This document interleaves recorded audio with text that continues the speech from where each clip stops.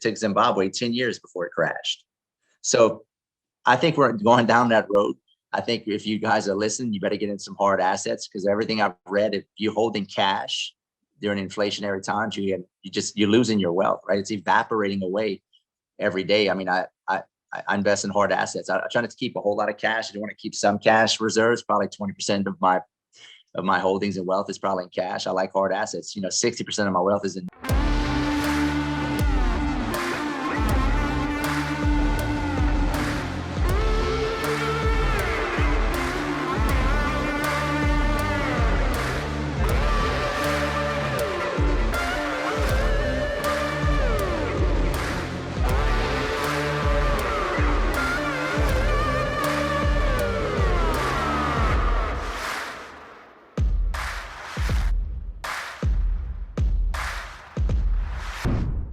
Alrighty, guys, welcome to another episode of the True Life Network podcast. I'm your host, Mike Ashabi, and today I got a special guest for you guys. Today's guest is a self-made entrepreneur and the nation's #1 wholesaling and mobile home park real estate expert with over $22.5 million in assets. On top of that, he's actively helping others through his coaching program, where he's not only showing people how to get into the real estate game, but he's also helping them obtain the right mindset for success. Ladies and gentlemen, today I bring to you the one and only Chris Rood. Chris, thank you for joining us, brother. Thank you, man. Just to be totally 100% transparent, that portfolio is at 30 million now. We're closing a bunch of deals. I need to update my website. So there you go. Well, hey, I had to get the info off the website, but hey, now I'm keeping you accountable to update it. Yes, sir. Appreciate that. No, bro, that's happy to be on, man. It's honestly phenomenal.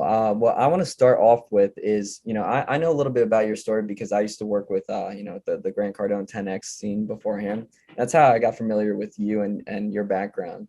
I want to first start off with, how did you get into the real estate game and what intrigued you to jump in? So to understand my journey in the real estate game, you have to understand my journey as an entrepreneur. When I was in my early 20s, I started an oil change business out of the back of my truck when I was 22 years old, while I was a sophomore, junior in college. And I was the kind of kid that was unemployable, very hard-headed, very strong-willed, labeled ADD, ADHD, all that bullshit. Wasn't really good at school, but I had a high energy level, right? And I knew that I wanted to start my own business. So while I was in college, I was trying to figure out, what can I do to start my own business. So one time my dad I was working for my dad in the oil field, and he sent me to get one of the oil changed in one of the company trucks. And I pulled in this quick lube, and people were complaining how long it took. And I was like, bingo, that's it. I'm going to start an on-site oil change business and go to people's houses and where they work, where they don't have to leave on their lunch break. And that could be a little side hustle while I'm in college. It's like the Amazon of oil changes. Yeah, exactly. I would come to their doorstep. So I made some business cards and borrowed $100 from my dad and bought a set of filter wrenches, tools, and an oil catcher, right? Didn't even know how to change oil. So my dad showed me how to change oil on his truck. And what I did was made some business cards, and I just started going around handing out all these cards to all these different fleet accounts, all these businesses. And I started building up a book of business. And in between classes, while I was in school, I was studying business and entrepreneurship. I'd go change oil. And by the time I was a senior in high school, I was making $100,000 a year. 2 years later, I scaled that business. Let's go. And this is probably 2004. So $100,000 back in 2004 is a lot more than $100,000 now, right? And I was a 23-year-old. So that was a big deal for me. All my buddies would graduate, go and get jobs, making 30, 40 grand with their degrees. I was like, shit, I'm just going to keep doing this. I'm not going to go stop doing this. Even though my intention was not to start an oil change business, to become a professional quick luber. And that was not my intention. I just wanted to start a business, and a service-based business was the easiest, least barriers to entry than say selling a product, right? And if you guys are watching young entrepreneurs, that's a nugget. A service-based business is the way to go when you're younger, because it doesn't require a lot of money. A pressure washing service, a landscape and lawn service. Well, a lawn service, you got to buy a lawnmower, but you can buy a cheap lawnmower to start. But yeah, I digress. I did that and scaled that. So I was like, I'm going to go harder on this and see where I can take it. But I realized that I could not scale that model of chasing, people at their site. And I wanted to get physical location, which, would be involved with real estate. So started putting some feelers out, going to different places that I felt like I could try to buy out. So there's some quick lubes around town that I went and talked to the owners, and I talked to a bunch of owners. Most of them said no, but I had this one particular owner that I talked to. He said, yeah, I'd sell it to you, but I don't own the location. I just, I'm leasing it. Well, he wanted to sell me the rights to the lease for like 350 grand. I was like, dude, I'm not giving you 350 grand. Plus I'm gonna have to pay a lease. I caught That's like wind. a down payment. Yeah. Down payment on nothing, just to take over his lease. So I caught wind that he was not paying the landlord and she wasn't happy with him. So I figured out who the landlord was and I called her directly, and she says, sweetheart, she's an old sweet lady. She says, sweetheart, if you can go in there and you can pick it up, I'll kick him out. So I went in there and said, sure, let's do it. I'm 23, 24 at the time. So she kicks him out because he's like 2 or 3 months behind and puts me in. Obviously he wasn't very happy with me. And you could probably think, well, Chris, that's kind of a dick move. Sure it is. Business is war, folks. I ain't scared to say it. Was it unethical? No. It was unethical for him not to pay her. And I had a strategic advantage and I exploited it. Right. So she kicked him out. She put me in. My business doubled because I had a physical location. I was leasing and I didn't own it. But my business doubled overnight because I continued to do the on-site stuff, but I also had all this influx of new incoming traffic. And by then I had diversified into other skill sets. I wasn't just doing oil changes. We had an on-site car wash facility. We had been doing auto glass, replacing windshields. So you had a good money at that point. Yes. Okay. We had 3 employees at that point. And we were diversified. We had, we were diversified into different, spokes on the wheels, so to speak, but it was all automotive. We're doing oil changes, brakes, tune-ups, auto glass repair, and car washes. Eventually we got out of the car wash business because it was too much of a headache. And we just focused on doing mostly mechanics and auto glass and oil change. So double, triple my business right after I did that. And I was like, okay, this is where it's at. I need to get another physical location. So I started putting more feelers out there, just talking to everybody in the industry. When you're in the industry of automotive, everybody knows everybody else. The employees that work for me knew other people that worked at other automotive places. So I got wind of other people that were motivated or had problems. And there was another guy popped up. He wasn't paying the sales tax. He was on a bunch of drugs and dope and just a complete mess. Wasn't paying his employees. Some of them actually left, came work for me. So I cold called him and said, hey, man, listen, I'm not going to bullshit you. I know you have a lot of problems right now. They're about to foreclose on you because you hadn't paid sales tax. Would you want to sell? And negotiated with him for a little while until we finally came up with a price.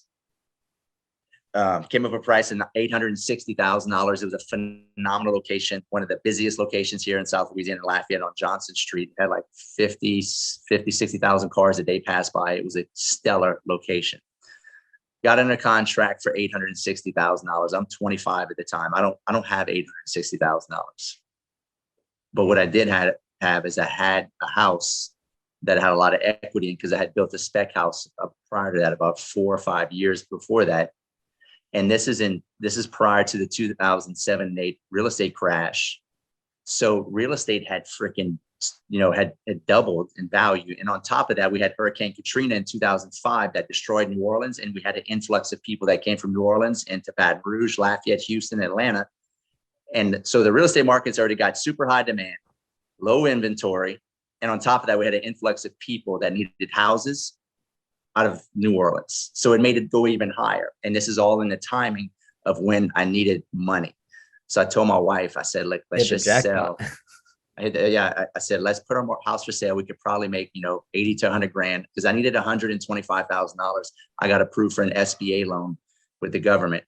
So I put my house for sale, and by the grace of the sun, moon, and stars, by the grace of God, everything lined up. I sold that house 30 days later, and I made $126,000, $1,000 more than I exactly needed for the down payment. So I sold my house, put that as a down payment, And that was my first experience with real estate. And this is how my entrepreneur journey ties into real estate. So I wanted you guys to know that.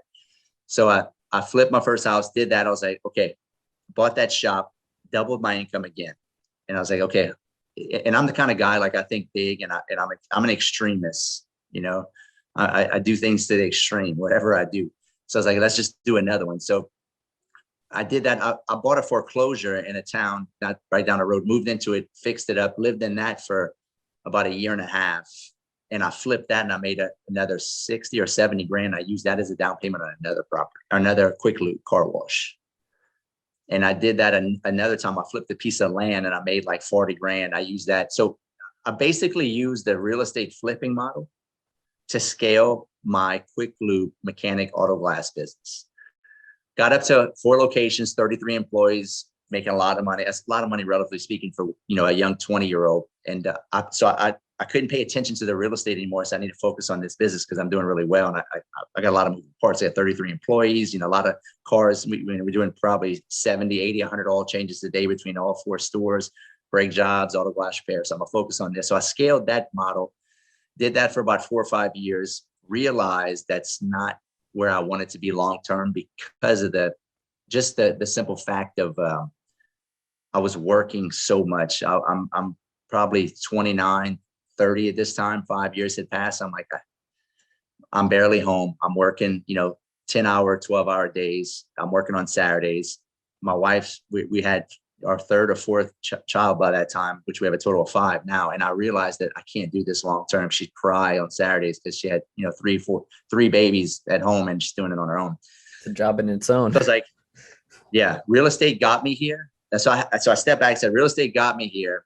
I need to get back into real estate. So started wanting to invest back into real estate. So I didn't understand the wholesale model back then, buying properties direct to seller, super discounted, cheap, and doing direct to seller markets. So I did what most newbie freshman real estate investors do. They get with a realtor because they think the realtors have all the deals, and you start making a ton of offers on MLS.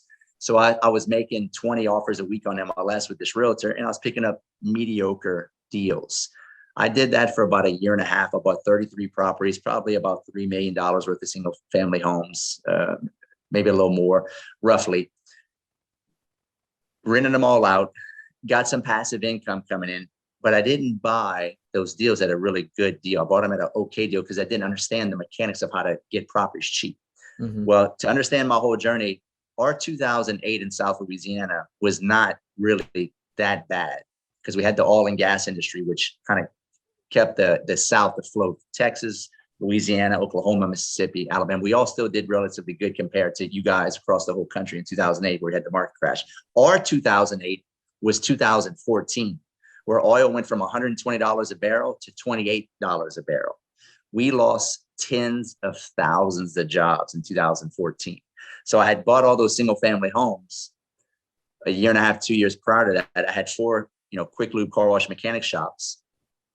And then 2014 came, wiped out the economy, lost all kind of jobs. Most of my oil field account, most of my business in the quick lube mechanic shop was oil field related. We had all these oil field accounts. So I noticed every quarter I was losing about 10 to 15% of my revenue because all these oil field companies were going bankrupt or moving to Texas and selling off all their assets. That's how bad it was.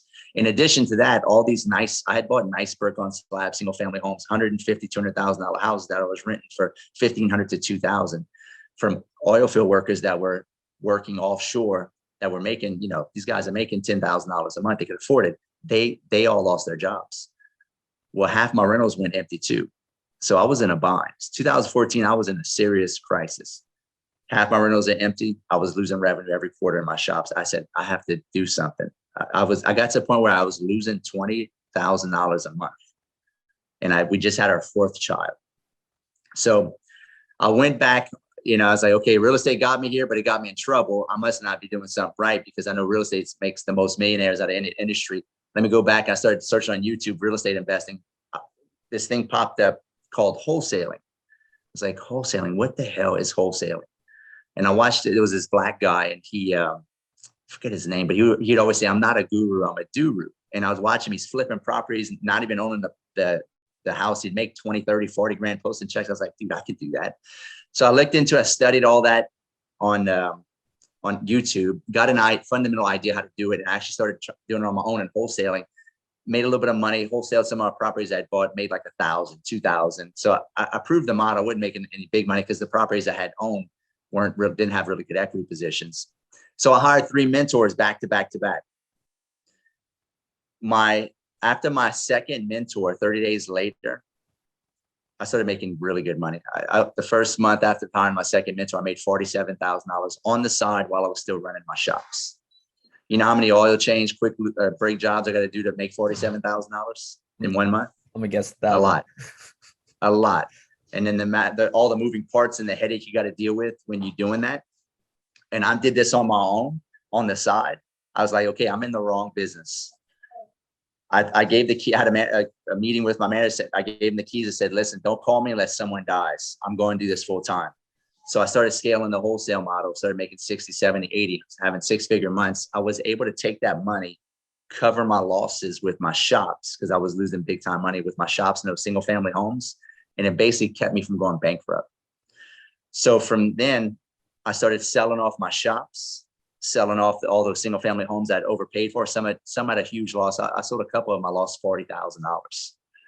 And some of them I broke even, made a couple bucks, nothing really to mention. Got back to parity, sold off most of my shops. I still have one shop to this day. I actually have a shop right now, still losing $12,000 a month right now. I've been carrying for the past 8 years. I'm $1 million liquid in the hole to that shop. Just to be totally transparent, because everybody thinks that, being an entrepreneur is sexy and we all make millions of dollars. It's war out there, guys. You lose some battles here. So, but I was able to get rid of most of those bad assets. Sold one of my really good locations that I told you I bought for, I put $125,000 down as the second location I bought. Ended up selling that to the biggest quick lube mechanic shop in the country, a big old franchise, made a good amount of money. 1031 exchange that into a beach house in Destin, Florida. That was my dream, to have a house on the beach. So did good with that. Sold all that stuff up, really invested heavily into personal mentorships, coaching, went to 10X GrowthCon, bought the best tickets, sat in the very front, got to hang out with Grant Cardone for 2 days, went to his office. We had a meeting with him, told him what I was doing with wholesaling. He's like, dude, this is really cool. You need to show my audience this because nobody understands this. Like I do apartment complexes, but I didn't even know wholesale was a thing. I think we could do something together. So got hooked up with Grant Cardone, started sharing my information with his audience, got really good at wholesaling and flipping, started making a lot of money doing that. And year passed by, my brand started growing because I was connected with Grant, and I started coaching all these students, showing them how to wholesale and flip. And then I started partnering with the best students. And that's how I scaled my wholesaling and flipping business. Then I started stacking a bunch of cash. And I was like, okay, it's time to reinvest this money I have. I need to figure out another asset class because I didn't do well with the single family homes. I don't think I want to do apartments because, I can't do what Grant's doing. I mean, he's buying $200 and $300 million apartment complexes. I don't understand that. He's buying it at 6 cap, and that didn't get me excited. So I went to get my hair cut, and this is probably 4.5, 5 years ago. This is probably 2007, 16. Went to get my hair cut. Or 17. And I saw a picture of Warren Buffett in Business Magazine. And I picked it up and he said, mobile home parks and mobile homes are the wave of the future. I was like, okay, this is interesting. Let me read about this. Because there's mobile home parks all over where I live in the South, right? I feel like that would grab anyone's attention. Yeah. And you see them everywhere, but you don't understand what you look at. And it made me more aware of what I was looking at. So I read the article and he started hitting all these key points. Inflation's not keeping up with income. The baby boomer generation's all retiring and downsizing from the single family homes. We're strapped with college. Students are strapped with college debt to the point where they can't even afford to buy a single family home when they get out of college.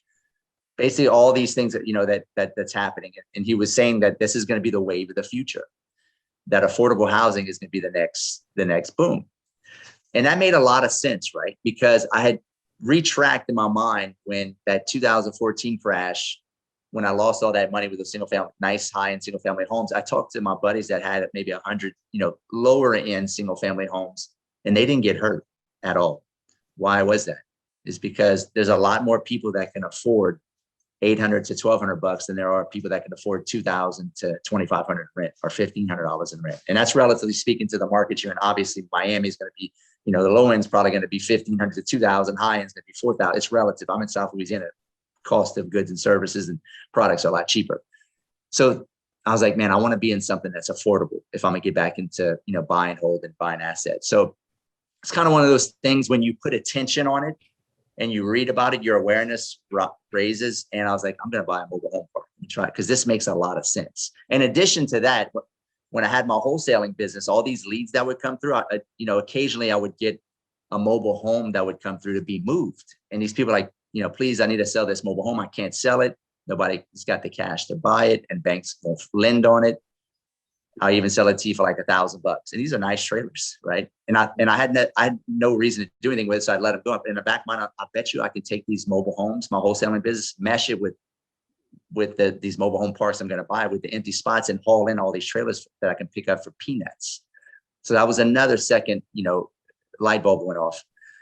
So it kind of goes back to the law of attraction. What you put energy on, you attract, right? So I started thinking about mobile home parks. All of a sudden, just by random chance, a guy I know that I see every morning when I work out came up to me and said, Chris, I got this mobile home park. I just got 24 units and the kids inherited it. They don't know what to do with it. I don't know anybody that's, that buys that. I thought of you because I know you're a real estate investor. I said, would you be interested? And this is literally like a week after I read that article, right? It's funny how things work out. So I was like, yeah, absolutely. Let's go look at it. So I went and look at it, and I walked it and it was in great shape. The rents were at $7,200 a month. I got it for like $405,000. And they had about 7 spots that were empty that I can haul in trailers. So I said, I'll do this. Let's go for it. So I bought it. And then over time, I started taking all these leads that were coming into the mobile home wholesaling business that were mobile homes. And I was buying trailers for like $2,000, $5,000. $10,000, and I was getting $700, $800 a month for these units, right? Where can you buy a single family home for $5,000? And these things are in good shape. They weren't like shabby, like they were nice, and get $700, $800 in rent. So I slowly filled up all these units, and that park today actually is getting $17,000 a month. I paid $405 for it. I probably put a couple $100,000 into it. I'm all in at $600,000, getting $17,000 a month. What does that in real estate? Nothing. I mean, it's definitely a good return. But real quick, because we just went through a lot right there. I mean, we were talking wholesale, we're talking market crash, we're talking about the mobile homes, right? So I want to touch on a few of those points right there, and I kind of want to start off with the wholesaling, right? To you, what are some strategies that you utilize to be an effective wholesaler? Right? Because I know a lot of people try to do driving for dollars and things like that. I have my own strategy that I have found, beneficial, and I still use it to this day, even to find multi-units, right? But I want to understand your strategies on how you find properties and how do you actually go ahead and make quick transactions with investors? Are you shooting everybody out buyer portfolio, showing them the properties that you have and, just working with as many people as possible? I just want to pick your brain on that point. Sure. Yeah. Give you a 50,000 foot view, and to have clarity on, different models of wholesaling. It goes back to, if you can spend money on marketing, you can have leads come to you. But if you have no money, you have to drive for dollars, maybe bandit signs, things of that nature. Correct. Mm-hmm. So I was already a successful guy when in my early 20s. I had money already when I got into wholesaling. So right out the gate, I could spend $5-10 a month in marketing. So, we went out there and we did do a lot of bandit signs. Now I was running Facebook ads, doing PPC, SEO. That's expensive stuff. PPC is no joke. I mean, we spend $30,000 a month right now on PPC. And so I was getting really good, high quality leads because it's inbound marketing. And I really, really like inbound marketing. I don't want to have to go, like a lot of people cold call. And actually, we're going to probably get in a cold call here soon because a lot of big players I know are crushing on cold calling. But I love the cold call, bro. Yeah, no, that's what all these masterminds I've been putting on these big players that do. We're crushing with cold calling. For me, I didn't want to manage a cold calling team. I didn't want to do all that because I have a lot of freedom. I spend a lot of money on inbound marketing, digital marketing. All these awesome leads come to me, and I don't have to have a huge team to go and manage a bunch of cold callers. But now they have these service providers and companies that do it all for you, right? And that's all been developed over the past, say, 3 or 4 years. And now we're going to get into cold calling, but I'm not doing cold calling yet. But what I do right now is I do a lot of digital marketing. direct mail. I mean, I do direct mail, Facebook ads, SEO, PPC. I want to dominate the online space, and that's what I do in every market. And that's to find the properties, right? Correct. Okay, so real quick, because this is my strategy, I utilize the lien abatement strategy. Are you familiar with it? The what? The lien abatement property. Lien abatement? Yeah, lien abatement properties. Okay. So are you familiar with that whole routine? Not necessarily, no. Okay, so ultimately what you're doing is finding those distressed properties, properties that have, code violations, town ordinance violations, right? The specialty list. Correct. And yeah, now I know what you're talking about. yeah, I mean, I would even go to the hearings, prior when I was really big into the wholesaling game before I moved into the multi units. But I felt that was something that a lot of people didn't really know about, and that's how I found a majority of my properties. And I actually had a network of about 300 something investors that I work with nationwide. I'd find the properties, put all my due diligence together, and then send out a portfolio. And then because I had so many investors, that they would go quick. So it's real easy transaction. Get a finder's fee for the property. I do even my due diligence where they know what they have to invest into it to either retail it or rehab it, right? So I give them all the information up front. But have you noticed any success with the distressed properties? The lien abatement process over just the marketing campaigns. I haven't done that. I have mailed some specialty lists, probate. But we just hit the big list, absentee owner, high equity owner occupied. And that's kind of our bread and butter. I go for scale, and we'll hit, 20,000 at a time. But I haven't really focused on the specialty list. No, I mean, our bread and butter has been mostly digital, Facebook, SEO, PPC, a company with direct mail. So, but I mean, I'm always looking to add new channels, and, we're actually going to add the cold calling strategy here to it. But I mean, hey, look, I mean, that's, I'm always learning, right? If you're crushing it with that, I'm probably going to tell that to my manager, say, hey, look, let's pull some of these specialty lists and start hitting them too, for sure. 100%. I mean, you can go to any, town hall, really. It's a little bit hard to get it, because some people don't really know up front at the town hall what the list is. You have to really ask like almost every individual until somebody understands what you're talking about.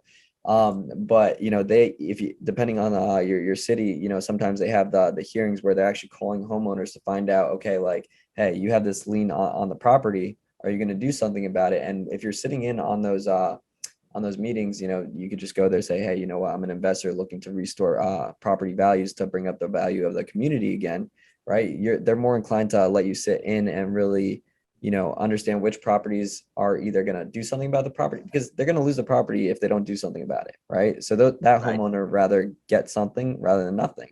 So if you can go in and get that insight, you can reach out to, utilize Intellius, find out the property address, find out who owns it, find out their cell phone number, get in contact with them, schedule a meeting, and then get it under contract. And, if you have a large network of investors that you could wholesale it to, or even you can go ahead and rehab it yourself, Sure. So, it's definitely a route that most individuals don't know about, but I think especially for somebody starting out in wholesaling that doesn't have, the finances to market themselves, I think that's definitely a beneficial route. Yeah, no, for sure. It's a way of getting a good list without costing a bunch of money, because what I do, it costs a lot of money to do these online leads. So, well, not everybody's in your position where they that when they get in, they have the money. No, for sure. And look, I didn't start off doing that. I started off putting out 300 bandit signs a month, right? I mean, you got to start off somewhere, for sure. I think that's a great strategy if you're just getting started out. Yes, sir. So we talked a little bit about wholesaling. The second part was the market crash. Do you think that we're about to see another market crash? I do think something's got to give here in the next year to 2 years max. I mean, what goes up has to come down, right? I mean, everything in business is cyclical, right? You have cycles. Ray Dalio has a great book that talks about this, and I think everybody should read. It's kind of a super high level approach to business, but it makes a lot of sense. And I do think we'll have a crash. And as we print more and more money, and if you're not aware of what's going on, the Federal Reserve is printing $120 billion per month to cover our losses, right? If that doesn't scare you as a business owner living in this country, and not just America, I mean, Europe's doing it, Canada's doing it. They're just printing money. And that would be like you as a business owner only making 100 grand a year, but you spend 300,000 and you take the excess 200,000 that's over and above what you make and you just put it on credit cards every year for the next 10 years. But the governments of the world can do that via the Federal Reserve because they have a centralized banking system, which is communism at the end of the day, and they can print money. If we try to do that, it's called counterfeiting. When the government does that, it's called quantitative easing. They use these slick words. It's really laughable, right? So I think what's going on with the world right now is we live in some incredibly strange and exciting times where I don't know, and I don't think anybody really knows what's going to happen because we're in uncharted territories. But I do know that, history may not always be the same, but it rhymes. And we've been through this song dance 100 times before. I've studied the Weimar Republic crash of the 1923 and 22 with Weimar, Germany. I've studied the Zimbabwe crash. Matter of fact, I just finished reading a book called When Money Destroys Nations. But the Zimbabwe Rhodesian crash, Argentine crash in 2000, what's going on in Venezuela now. And they all did the same thing. The Romans did it, the Greeks did it, the Phoenicians did it. They all debased their currency. And that's what we're doing now. And it never ends well. And I don't see it ending well for the United States either. Historically speaking, when countries and civilizations do this and they know that something's got to give, they go to their last resort of options, and that's take a country to war. So and that's where we're headed. I think that's honestly where we're headed. They're going to create some type of war with some country. Not because I think that's just what I studied, and that's what history tells us. It's proven track record. No, I get that. No, I mean, it's definitely an interesting, perspective on it. And I can see why you would say that. But at the same time, do you think that they're trying to just ultimately reset the economy portion, not try to go to war, but just, the financials within the US? Well, that's a problem because America is the world reserve holds the world reserve currency, meaning we can print our own money, right? And everybody else around the whole world has to do business in dollars. So that gives us a special privilege. What's that? I said, or Bitcoin now. I'm not a big Bitcoin fan, but that could be a whole nother podcast. So, but part two coming to you guys soon. Part two, yeah. China right now is obviously the up and coming country. It's got the fastest growing economy. It's built more wealth in the past 20 years than any other country. And I think there's a competing mindset there between two big, great nations that want to control the financial systems. And I think that it's going to be, we're going to have to go through some turbulent times. And if you're not paying attention, you're going to get hurt. And this is why I study a whole lot. I mean, I read on history, I read on philosophy. I think if you want to be a good businessman, you need to understand history and philosophy because it ties in. Not everything repeats itself, but it rhymes, right? So for me, we see all this inflation. This is a precursor to all the other hyperinflation times that I've read about, from the Romans to the Germans to the Zimbabweans. And it starts off with inflation. They're printing money to cover your losses because you have all this deficit spending. Then they print so much money, they debase the currency, which causes inflation. Then it causes more and more inflation.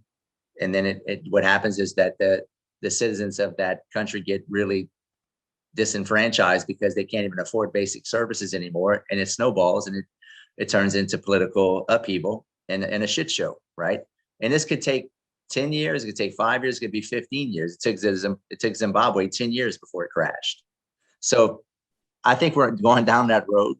I think if you guys are listening, you better get in some hard assets because everything I've read, if you're holding cash during inflationary times, you're losing your wealth, right? It's evaporating away every day. I mean, I invest in hard assets. I try not to keep a whole lot of cash. I do want to keep some cash reserves. Probably 20% of my holdings and wealth is probably in cash. I like hard assets. 60% of my wealth is in real estate.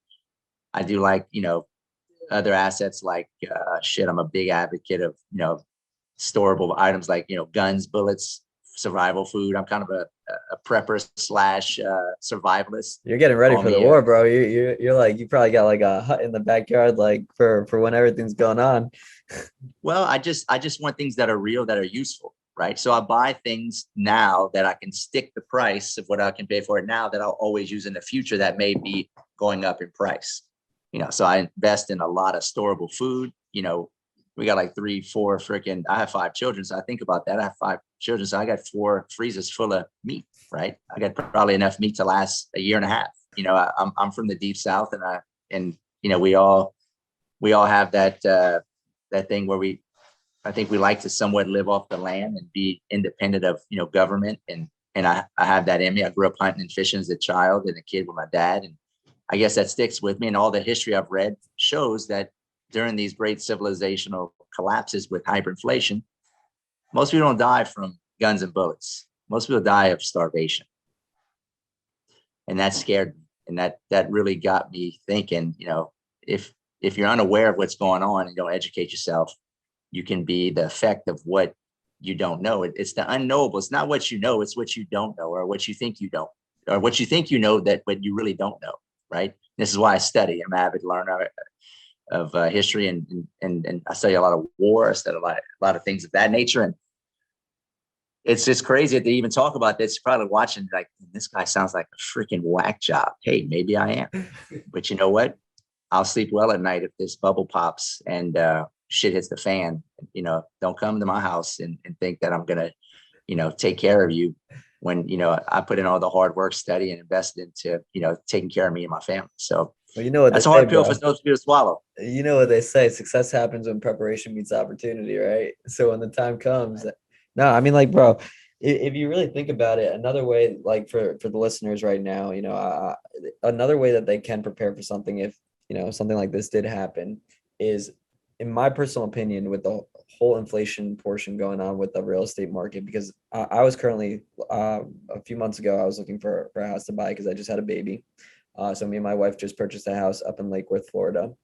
And if you look at the market 2 years ago compared to what it is now, there were properties that were 900,000 beforehand going for 1.8 right now in Florida. Florida is a hot market because after COVID, people were moving down from New York City, moving from California, trying to escape all the taxes, et cetera, right? There's no income tax down here, so it was a hot spot, right?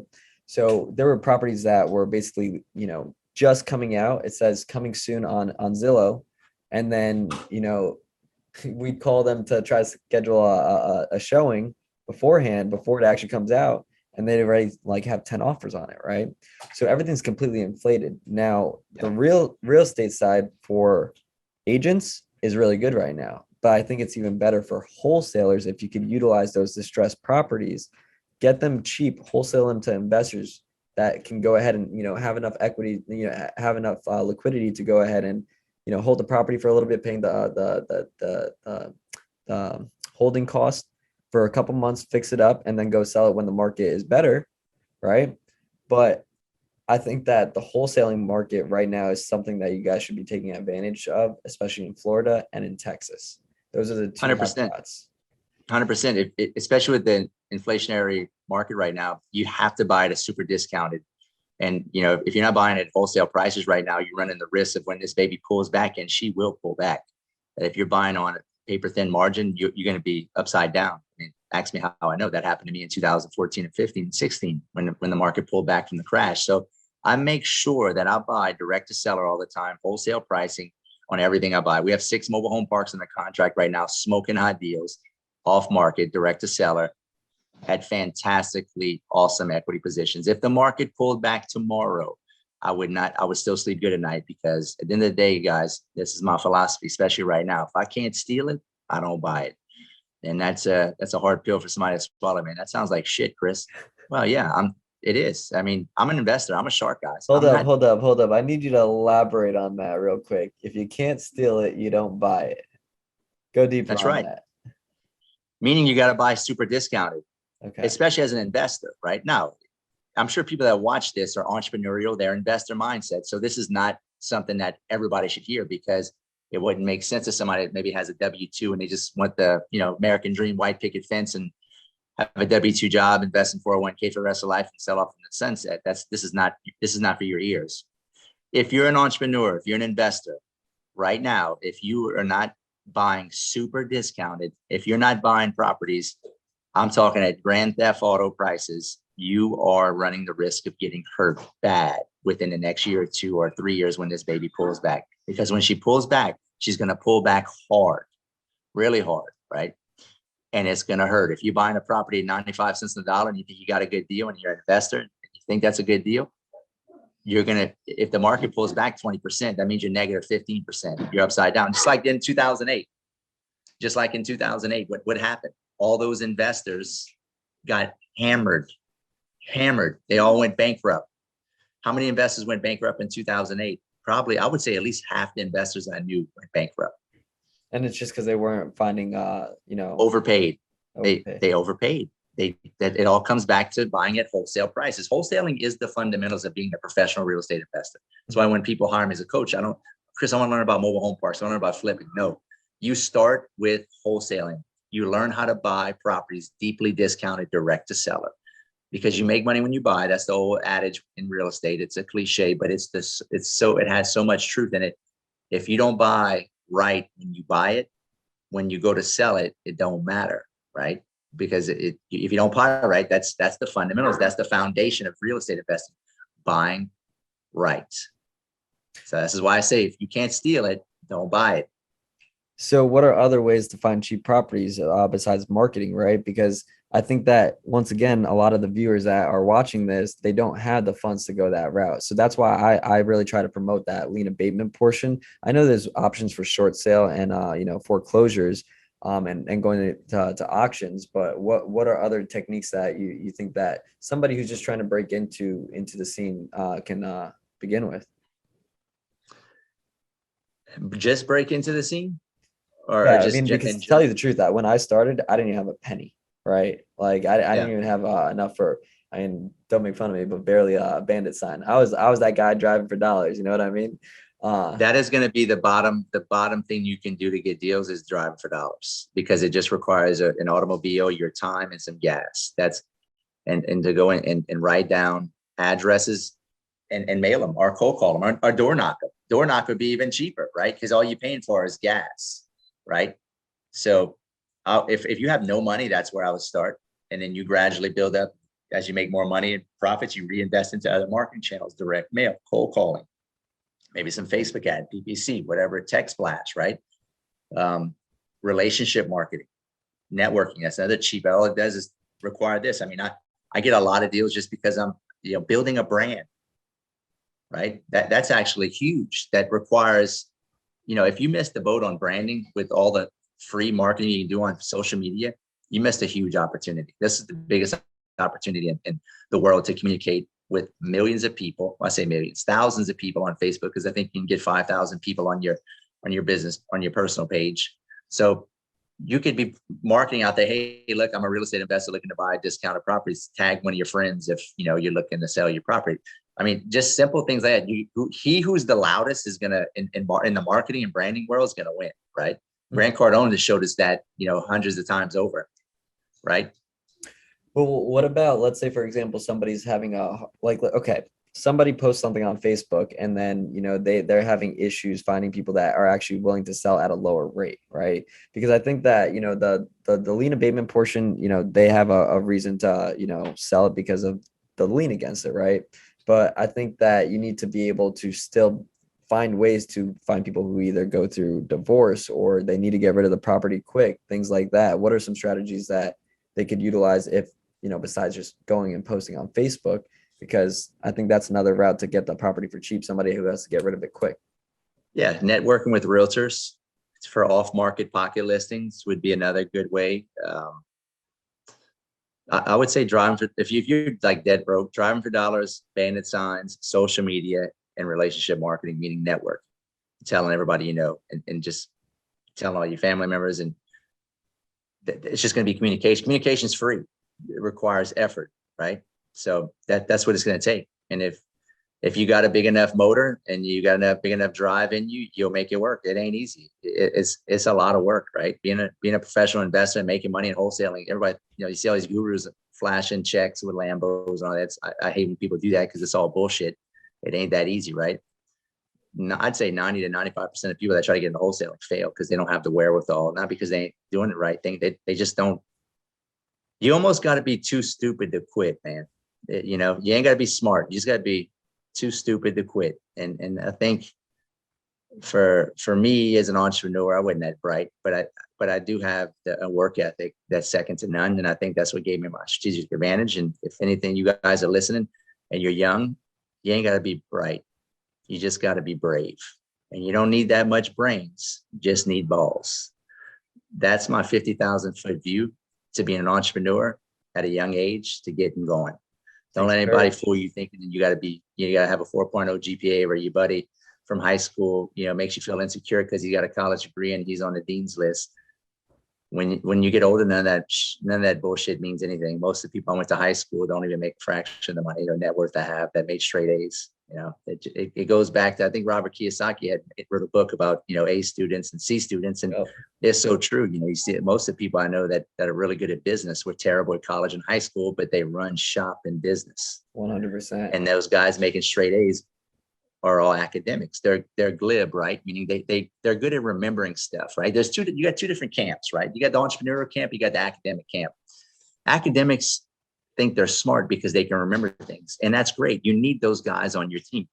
Entrepreneurs may not be good at remember things and not smart when it comes to like figuring out stuff as far as like, you know, dates and facts, but what they are, and this is what pays the best, is they're problem solvers, right? And they communicate well. Those two things are the biggest assets you can have as a young entrepreneur.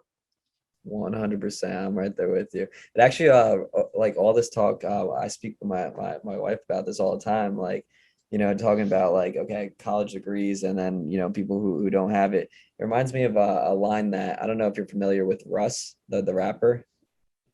Russ the rapper? Yeah. Mm-hmm. So there's a line that he goes, I ain't made the dean's list, but I made the Forbes list. Right. And every time I hear that, I always like think about, yeah, all my friends and you know, everybody I know had that college degree. I dropped out 3 times, bro. Right. And to tell you, look at you now. I felt like school was a prison for me. Like I hated it because I just wanted to be free. And I think that's the mentality that entrepreneurs have, that free thinking, right? They don't want to be told what to do. They want to do what they want to do. Right. And I think that's why we're able to solve problems rather than, you know, be told what to do to solve a problem. Because school teaches you to focus on your weaknesses and strategize it on it. Free thinking, you focus on your strengths and then you outsource and pay people to. And free thinking will help you solve problems. Who in their life ever used algebra, calculus in life when they got out of high school? Unless you're splitting atoms, flying to the moon, building a bridge, which most people aren't.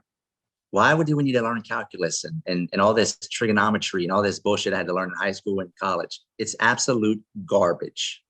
I mean, I always tell everybody too, like, hey, if you're going to be a doctor or a lawyer, then yes, school's the right route to go. Yeah, absolutely. Specialization. If you're going to specialize, nurse, engineer, attorney, doctor, you know, specialties. Yes, that you absolutely should go to college. But what's missed, and what a lot of people don't realize, I have buddies that I know that are that have plumbing companies and AC companies. They make $600,000-$700,000 a year. They make more money than doctors, and they went to trade school. And that's a good piece of nugget right here for you younger guys.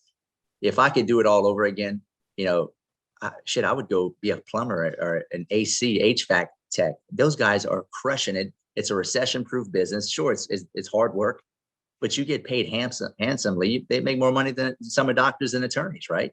100%. So, well, let me ask you this. Let me ask you this, because you went to business school, right? Yep. Did you find anything valuable that you learned there? Not really, to be honest with you. You know, I did it for my parents, to be honest with you, and more for just say I did it. I learned more.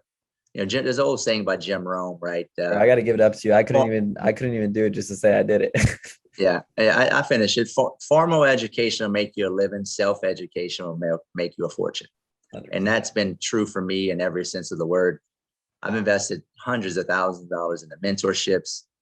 I read. I've been reading avidly every morning, 7 days a week. The only day I wouldn't read is if something happened. I had to wake up early and leave, for the past 12 years. I've been reading since I was 22, reading books, right? But I really got heavy into reading about 10, 12 years ago. And man, you can learn so much more from just reading other people that are successful than you would from a professor who's telling you about how to be successful who's never been successful. Bro, I love that you just said that, because I always tell everybody, you want to make $1 million business, why would you go to business school and learn from some guy who's making $40,000 a year rather than somebody who's actually done it? And That's right. it blows my mind, the logic behind it. Oh, I need to do this so this way I can have this in life. But in reality, you can create your own way. That's that free thinking portion, bro. That's it. It's one of those things right now. Society is in a strange mode right now. We have $1.9 trillion of student debt that can't be paid off. I think the younger generation has been sold a bill of goods, and they're starting to wake up and realizing that this whole college degree thing is probably a scam. Let's just come on and say it is a scam. You just said it right there. They're waking up, right? Yes. All right. I'm leave it at this with this portion of the conversation, bro, because at the end of the day, this is why I hate school, because it's run by schools, because I feel that it's run by the governments. And at the end of the day, it's all about control. It is all about control. It's a communistic style organization of control and power and disinformation. They intentionally give you bad information and information that's not pertinent to life to keep you dumbed down so they can control you. They want you relying on the system, bro. That's exactly right. And when you can have that realization, and we live in the matrix, guys. When you can take the red pill, you can take the blue pill. And I mean, you see the background. Yeah, that's right. What you've been told your whole life has been a lie. And when you can have that awareness and realization and pull yourself out of the matrix, you can actually start playing the game of life at a high level and living an amazing life. You know, I like the fact that you read a lot, because to me, beforehand, I used to listen to a lot more music than reading. I do listen to music, but I'm very selective what I listen to, right? And I do read a lot as well. But I think that music's a huge portion, that plays a role in this control thing, right? Because it's a drug. Music is a drug, guys. It's an aesthetic wave of entertainment that mesmerizes your attention so that you can't focus on things that are pertinent to life, like building wealth. Do you think the elites of this world want you building wealth and taking from them? That a bunch of psychopaths run the world, guys. And a great book to read on is the Creature from Jekyll Island, right? And they control cultures through music, right? And that's a hard pill for a lot of people to swallow. And I like to listen to some good music every now and then, but it's mesmerizing. It's a drug. If you see all these people and they're wasting time by entertaining themselves all day, and that's how they get dumbed down. I want you to look up Russ. I'm not even joking. So he's like the one rapper out there right now that actually, puts out a lot of personal growth and development, free thinking in his music. He even wrote a book, It's All in Your Head, right? But I think that, a lot of rap music plays into the whole why society is the way that it is right now. Because here's the thing, look, how many people do you know that say, I just have the music on in the background, it's just playing, I'm not really listening to it? A lot of people. Exactly. But what they don't realize is, because it's still in their environment, they're consuming it, it's going internally, and it's subconsciously conditioning you to think that anything that they're saying is normal, right? So now it's causing us to think in a non-humanistic way, and it's causing us to engage with other humans in a conflicting manner, because now we think it's normal, right? And I think that's the whole portion of the control. They want us to have conflict. They want us to be against each other so that it distracts us from what the bigger picture of life really is. It's a great point. When human beings don't have a purpose, they distract themselves with entertainment. And if you think with that, you see where 80% of the population probably is mindless entertainment all day, every day. Right? I mean, look at Instagram. Yeah, it's all mindless entertainment to pass time. It's because they don't have a bigger purpose, right? And once you can figure that out, and people are like, well, Chris, how do I find my purpose? I don't know how to find my purpose. You move, you get into action. Nobody wakes up and born one day and say, oh, here's my purpose. No, you move and you get into action, and you start doing something of value, like maybe starting a business, or educating yourself, with personal development, and your purpose will open up. 100%. Because now you're experiencing and you're gaining true knowledge, because most people actually assume, because they see other people's results, they assume what, if they do a certain task or a job, that they're going to get the same result. But now it's based off of assumption because they never really tried. So they're not getting true knowledge because they're not actually experiencing themselves. Works for one person doesn't work for another. So until you actually go ahead and take action and experience it yourself, you're never going to know. That's exactly right.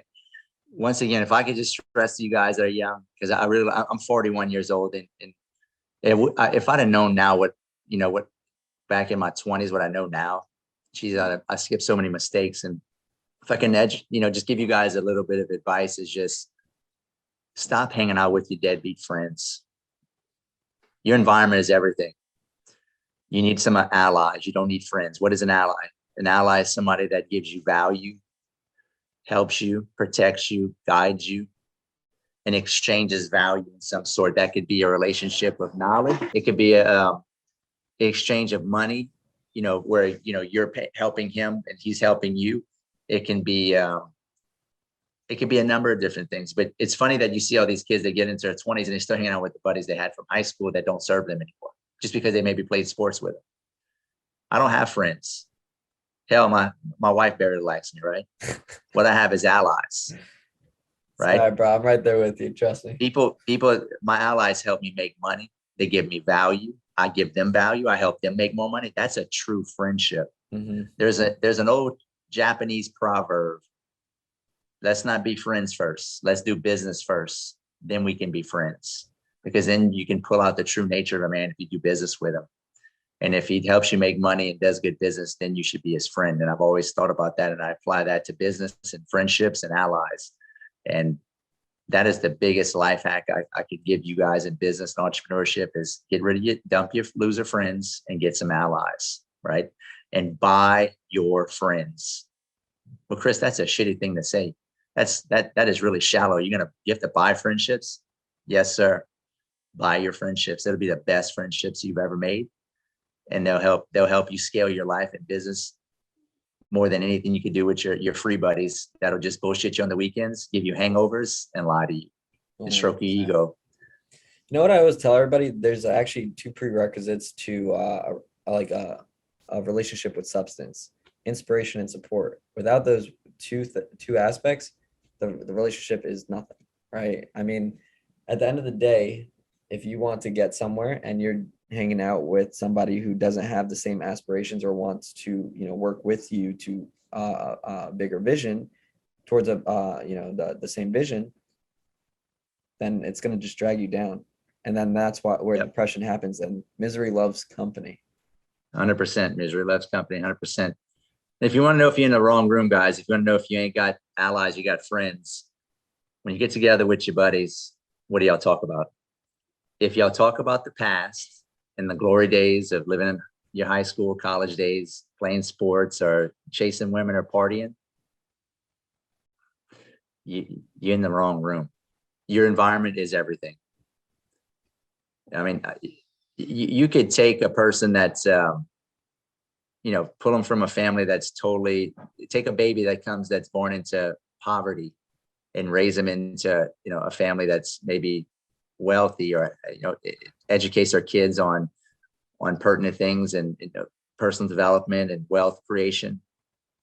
That kid will turn out to be successful if his environment's guarded, 100%. Right?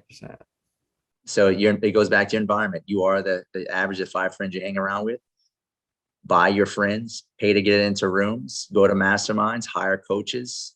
That's the cheat sheet. The funny part is, in business, we can cheat. In school, I couldn't cheat, although I did. I cheated my way through high school and college. My wife wrote my papers. I wasn't very bright. The funny part in business is I cheat all the time, and I do it legally. I go to masterminds.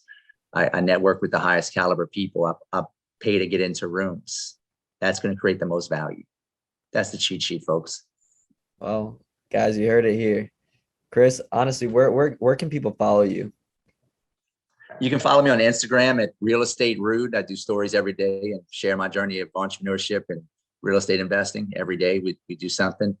Do Instagram lives once a week. And then Chris Rood Entrepreneur is my business page on Facebook. You can follow me there. I do Facebook lives every Sunday. talk about life, business, relationships, family, economy. The real things in political. life, gentlemen and ladies and gentlemen. Like, if you're not ready to hear about the real things in life, hey, MTV's on channel 2. That's right. Yeah, we're not talking about the Kardashians. I don't give a shit about MTV or celebrities. I don't care about the LSU and Alabama football games. I don't care about NFL stats or rookie of the year. I'm worried about my own stats. I want to be on the field. I don't give a shit about other people's stats. And if you're worried about other stats, that's mindless entertainment. You haven't found your purpose yet. You're lost, right? And that's no condescending, disrespectful talk to people that maybe like that stuff. It's just real talk. If you want to be an entrepreneur, you want to be a high performance person that focuses on building wealth and then living an intentional life, right? I live in it. Everything I do has an intention, and I block everything else out. And that's how I live. So follow me on Chris Rood Entrepreneur. Follow me on Chris Rood, my personal page. I'm maxed out on friends. Just press the follow button or send a follow, and it'll attach it to that. If you want coaching, you go to chrisrood.com. If you want to come to one of my masterminds, I do 4 elite masterminds a year, 2 at my Florida house in Destin and 2 in Louisiana. Matter of fact, the next one's March 4th, my Allies Mastermind, where we get about 6, 7, 8 high-level guys together that are crushing that aspect of business, and we have them come speak, and we give, right, and we help create allies with other people, and just give a lot of knowledge, and man, we just help each other. It's allies, man. Not friends. Yes, sir. Yes, sir. So, Chris, I do appreciate it. I'm looking forward to seeing how we could do some work together too. And once again, I'd love to have you come out to my event, come speak, and drop some bombs for us. Absolutely, love to. Pleasure having you, man. I appreciate it. Yep. Thank you, sir. Yes, sir.